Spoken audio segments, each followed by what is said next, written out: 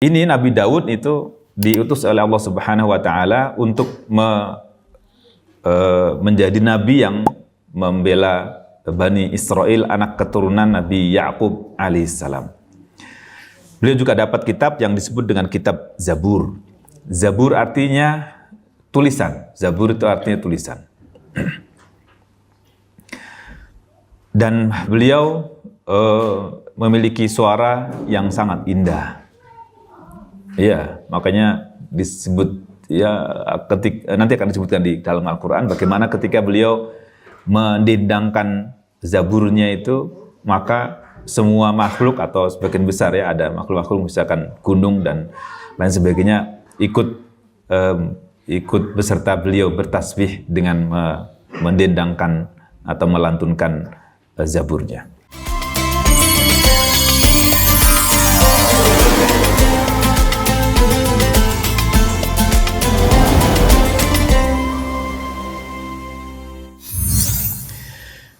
Kalau di kitab ini, tafsir Al-Wasit, Syekh Tontawi menyebutkan bahwa Daud itu Daud bin Yasi, keturunan Yahuda dari Bani Israel. Yahuda, mungkin Yahuda itu muasal dari bangsa Yahudi ya. Wa kanat wiladatuhu, lahirnya fi Bait Lahm. Di mana? Dan kita tahunya Bethlehem ya. Bethlehem itu dari bahasa Arab Bait Lahm. Bait Lahm. Iya. Lahm wa lahm. Lam. Lahm itu daging. Iya. Bait Lahm. Jadi kita kenal dengan Bethlehem. Bait Lahm. Sanah tahun 1085 sebelum Masehi, kurang lebih katanya. Kurang lebih tahun 1085 sebelum Masehi. Ini lahirnya. Sebelum Masehi. Berarti berapa dong? Sekarang 2024. Sama kan? Hampir sama ya.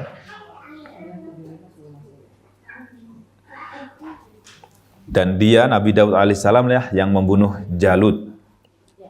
Ya. Sebagaimana Allah sebutkan dalam surah Al-Baqarah, fahazamuhum biidnillahi wa qatala Dawudu Jaluta wa atahu Allahul mulka wal hikmata wa 'allamahu mimma yasha. Oh iya, betul, Goliat. Wa kanat wafatuhu, wafatnya sekitar tahun 1000 sebelum Masehi. Wafatnya sekitar tahun 1000 sebelum Masehi. Sedangkan Sulaiman adalah putra Dawud alaihi wassalam. Lahir di mana? Di Urshalim. Ya, bahasanya sekarang Yerusalem. Bahasa Arabnya Urshalim. Ur itu apa ya? Kampung kalau salah ya. Ini Yerusalem bahasa sekarangnya, bahasa apa yang Latinnya. Urshalim. Yerusalem sekarang. Hawalai sanat 1043 sebelum Masehi, kurang lebih lahirnya. Dan wafat pada tahun 975 sebelum Masehi. 975 sebelum Masehi wafatnya. Itu Nabi Sulaiman alaihi salam. Ya, lahirnya 1043 sebelum Masehi dan wafatnya 975 sebelum Masehi.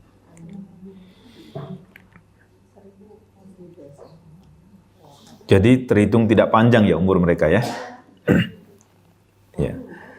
Tapi dengan singkatnya tapi Masya Allah luar biasa. Capaian mereka sangat luar biasa.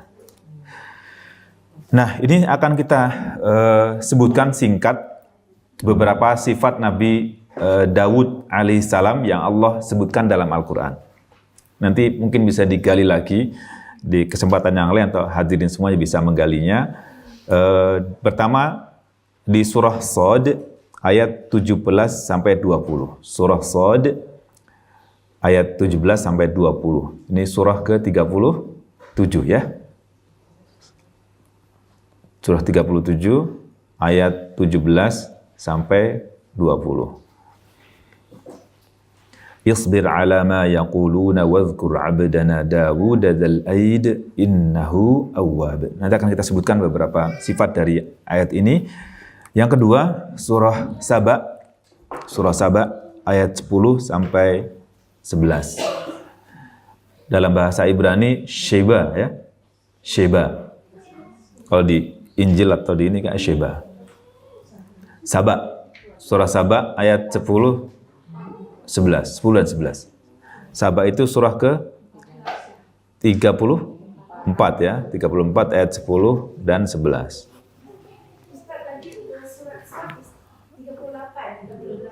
Oh, 38.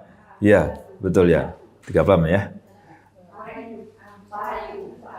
38 ya. Terima kasih. Iya, Pahalayu. Kalau 37 apa? As-Saffat. 36. Oh iya, Yasin ya. Masya Allah. Iya, Yasin. Alhamdulillah. Terima kasih Kak Siti. Milik Kak apa Ibu? Masya Allah. Yang ketiga surah Al-Anbiya ayat 80. Al-Anbiya surah keberapa? 21 ya. 21 ayat 80. Ayat 80.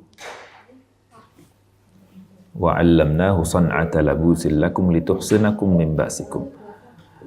Ya, surah 21 ayat 80.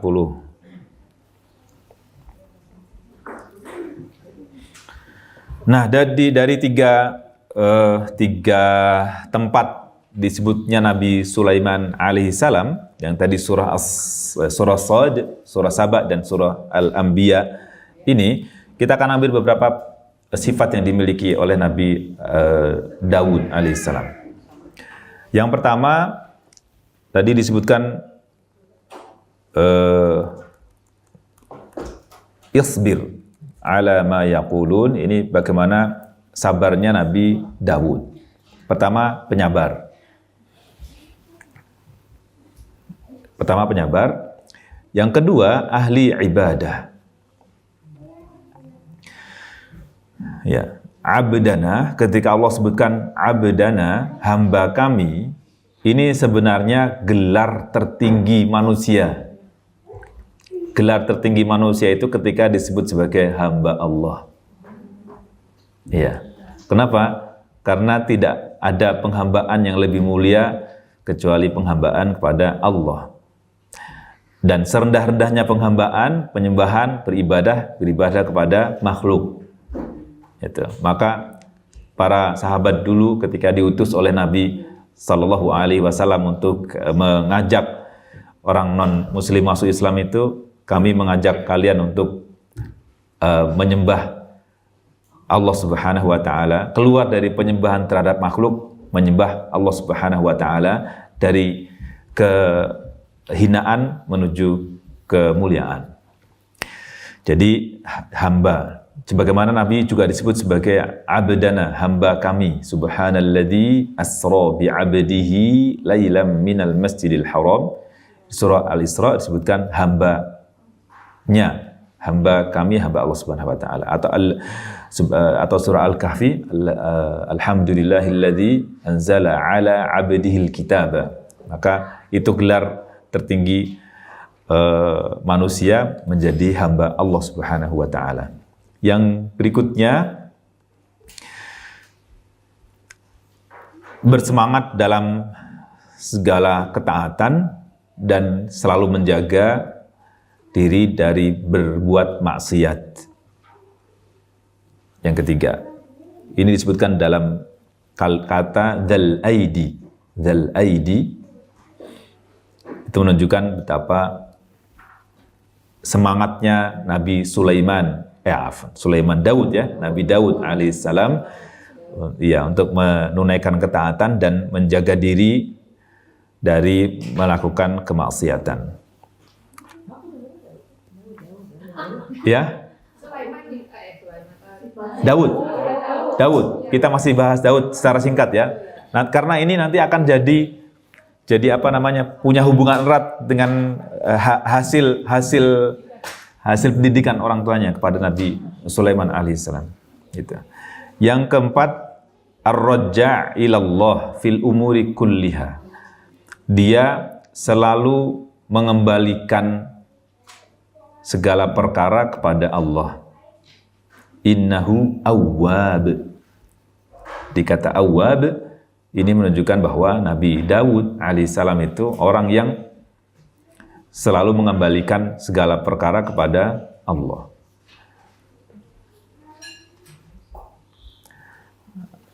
Ya. Artinya dia berbaik sangka kepada Allah, dia ridho dengan ketentuan Allah, dia tidak ada buruk sangka kepada Allah. Gitu.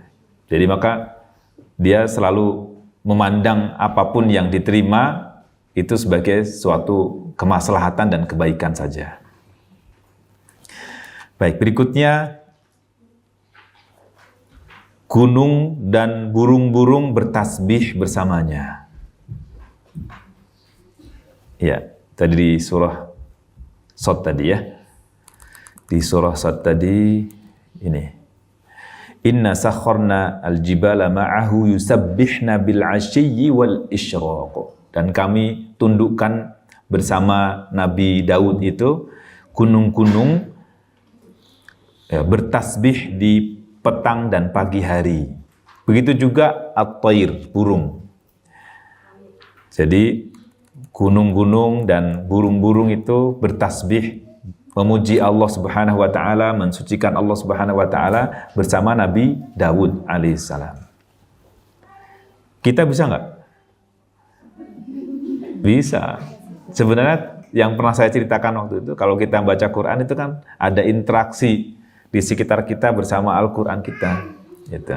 Jadi makhluk yang lain juga menyimak sebenarnya, tapi kita tidak mampu memahaminya kan. Di surah Al-Isra Allah sebutkan apa wa in min syai'in illa yusabbihu bihamdihi walakin la tafqahuna tasbihahum. Segala sesuatu itu bertasbih tapi engkau tidak memahami tasbihnya. Ya. Berikutnya yang keenam, kuwatul mulk. Apa kuwatul mulk itu? Kuatnya kekuasaan Nabi Sulaiman alaihissalam.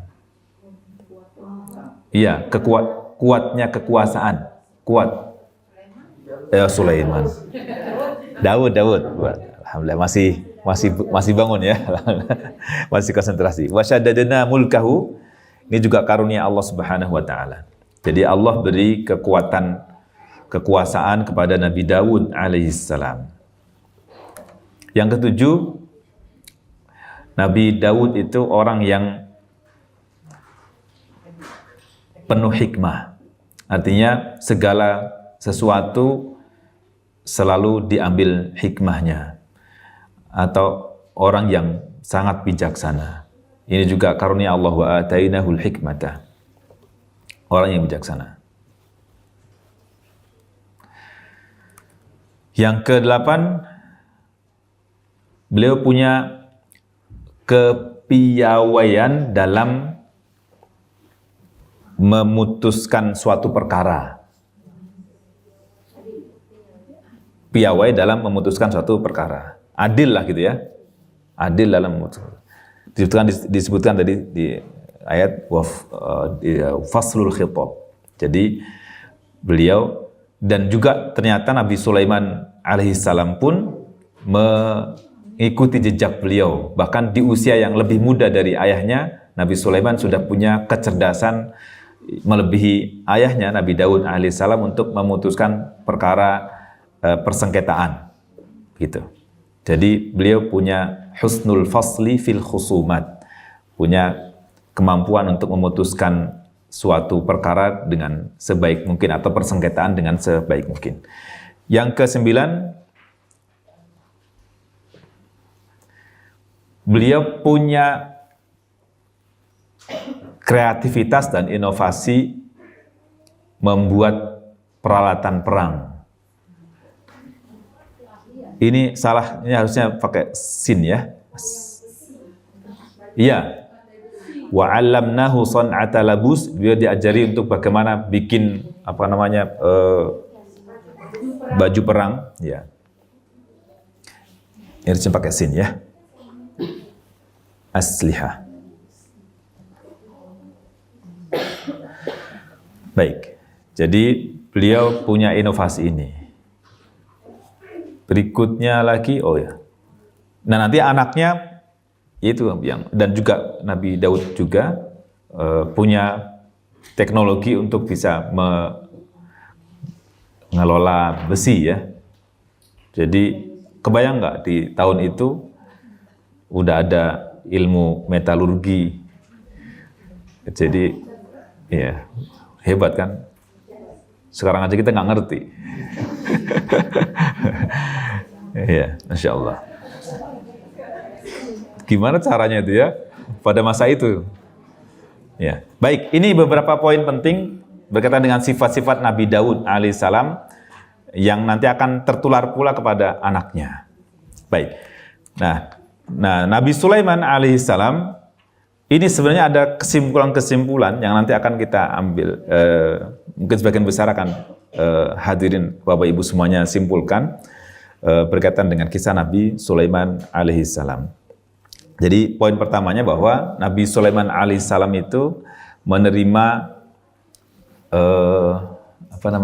tampuk kekuasaan dari Nabi Daud alaihissalam, dan pada Nabi Daud alaihissalam juga udah kuat tuh kekuasaannya, tapi apa yang melandasi, landasan dasarnya apa? Al-iman wa tauhid wa taqwallah. Itu iman, tauhid dan takwa kepada Allah.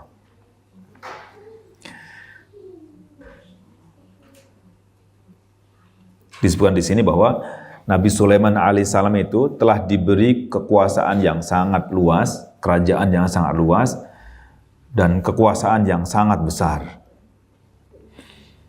Karena tidak pernah diberikan kepada seorang pun setelahnya.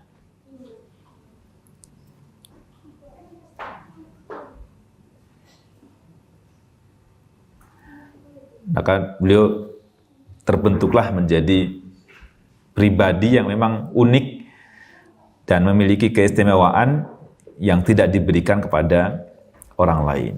Di sisi yang lain, Nabi Sulaiman alaihissalam juga mewarisi nubuwah, kenabian, diberikan kenabian. Juga diberi ilmu dan hikmah. Dan itulah yang telah diberikan kepada ayahnya kan? Jadi itu.